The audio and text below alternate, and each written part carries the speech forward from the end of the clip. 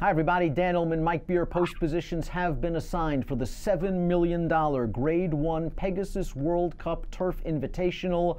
Let's take a look at the field with post positions and morning line odds. We have the morning line favorite, Mike, the number 2 Yoshida at 5-2, and post position should not be an issue for this horse. He is basically a closer. He likes to hang near the back of the pack and is going to hope for some pace and race luck.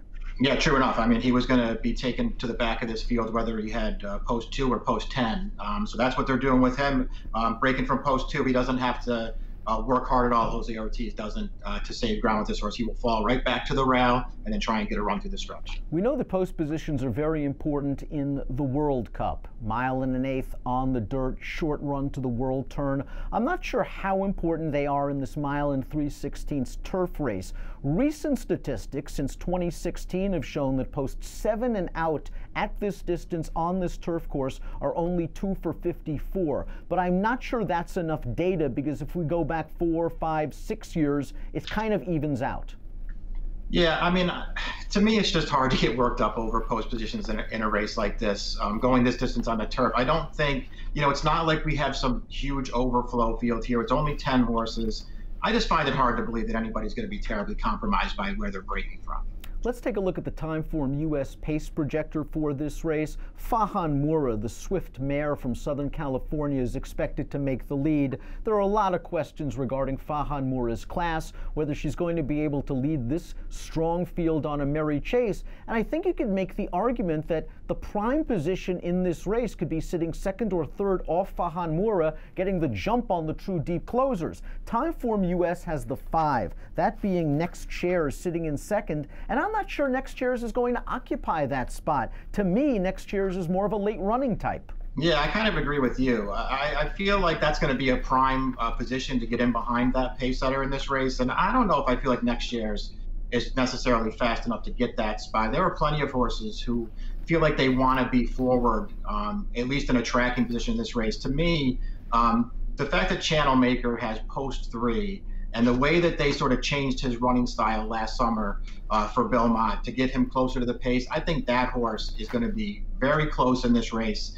And then we'll just see if he can, run better than he did in the Breeders' Cup last time, which turned out to be a disaster. I agree. I think Channel Maker will be close. I think Delta Prince, despite removing the blinkers, is going to be close to this pace. An outsider, WW, on the far outside could be pushing, although for how long, we'll have to find out. Where do you think Catapult will be? He is 7-2. He has been in good form in Southern California. I see him as more of a mid-pack runner. Drawing near the outside, does that force Joel Rosario's hand just a little bit to try to get position?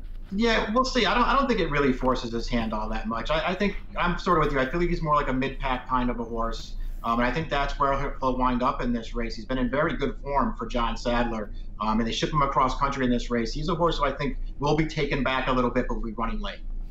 Ryan Moore had the European Invader Magic Wand close to the pace in the Breeders' Cup Filly and Mare Turf. That race at 11 furlongs. Does this filly have enough speed to stay within range turning back to 1 3/16? Because if she does, she can take advantage of that inside post position and tuck in behind the leaders. Yeah, I mean, maybe she does. It'll be interesting to see. This is a totally different situation, I think, against these kinds of horses. I think even though she has the rail, I don't think she's going to be necessarily that close to the pace. I feel like there are going to be some horses who are outside who can get by her, and maybe she'll have to take back behind those horses. Over the last 3 years at Gulfstream, post 7 and out, going 1 3/16 on the turf, only 2 for 54.